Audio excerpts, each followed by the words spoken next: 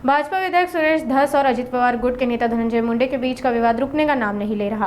धस ने अब मुंडे पर उनकी हत्या की साजिश का गंभीर आरोप लगाया।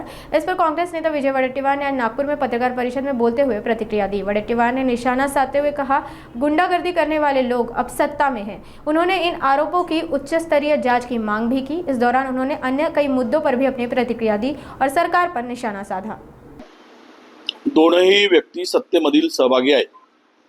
मुंडे असू देत की धस असू देत, सत्तेतील व्यक्ती ज्या पद्धतीनं एकमेकावर आरोप करतायत याचा अर्थ स्पष्ट आहे की गुंडगिरी करणारीच माणसं आता सत्तेमध्ये सहभागी झाली आहेत।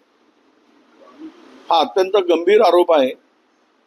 याची उच्चस्तरीय चौकशी केली पाहिजे आणि त्यातलं तथ्य हे शोधलं पाहिजे।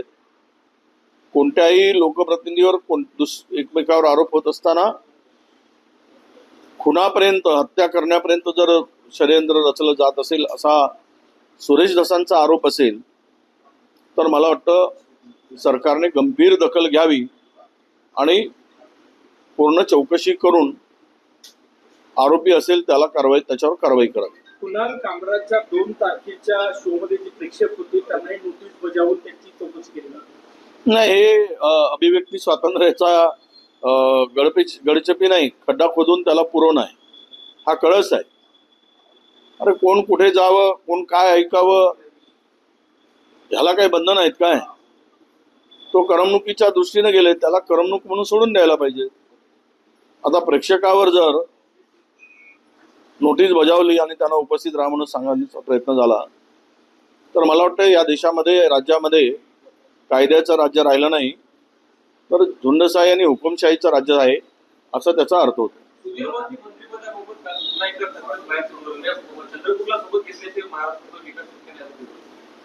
तो आता त्यांचा भारतीय जनता पक्षाची खदखद आहे, असंतोष आहे, ते भारतीय जनता पक्षाला ठाऊक। पण एक नक्की आहे की सुधीर मुनगंटीवारांच्या मनात काय चाललंय हे नेमकं कळायला मार्ग नाही।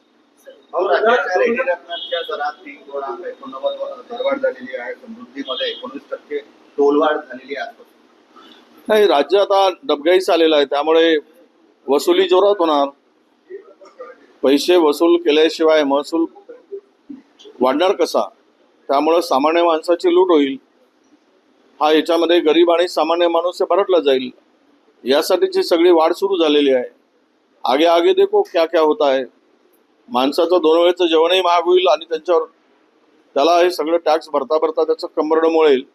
अशा प्रकारची स्थिती राज्यावर आता दूर नाही, ती परिस्थिती आलेली आहे। 2029 साली मोदीजींना पंतप्रधान पाहतो, त्यांचा उत्तराधिकारी शोधण्याची अजून गरज नाही, फडणवीस का म्हणतात?